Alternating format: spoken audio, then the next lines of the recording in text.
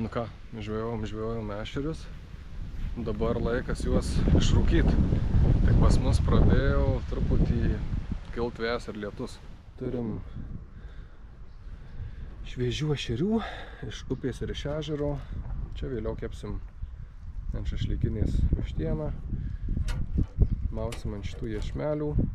Jie suprieskoniuoti su druska, pipirais ir česnaku. Tai va, parodysiu, čia yra mūsų rūkykla tokia, savo darbį. Čia turim alksnio drožlių ir vyšnių šakelių. Čia va, dedasi šito šakelį su drožlėm. Čia kūrensis ugnis, o čia maitinsim ugnį šitam šakelėm. O paskui maitinsim, kaip atrodo sunerti. Štai, kiek čia mes turim ešerių. Tuoj kursim ir pradėsim rūkinimą.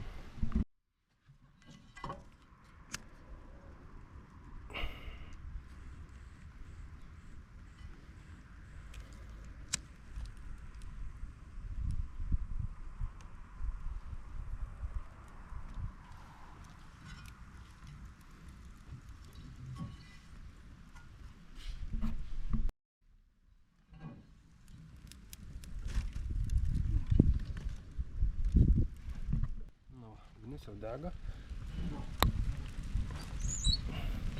Žiūrėsim, kada pradės rūkt. Na va. Įdėjom malkučių. Čia jau rūksta. Ir uždėjom dangtį ant viršaus. Ir dabar rūkinsim. Tai va, pradėjom rūkyti. Ir pradėjau lyt.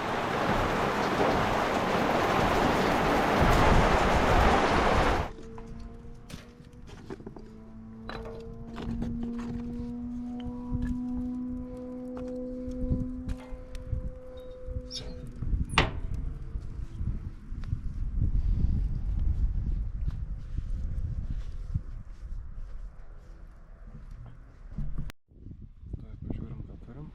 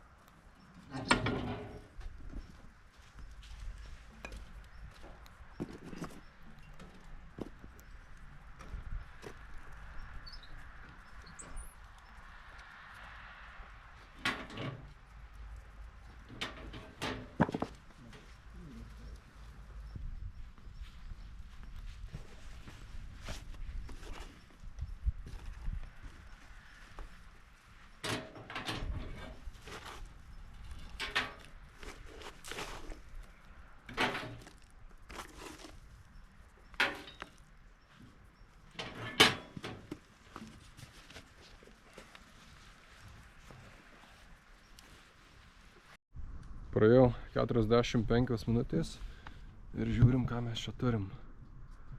Ešerių spalva jau pasikeitus. Dar truputėlį pakepsim ir viskas bus. Na va, praėjo valanda. Ir štai ešeriai. Tai juos ištrauksim ir skanausim. Na ir štai ešeriai po valandos rūkinimo skanausim. Skanausim.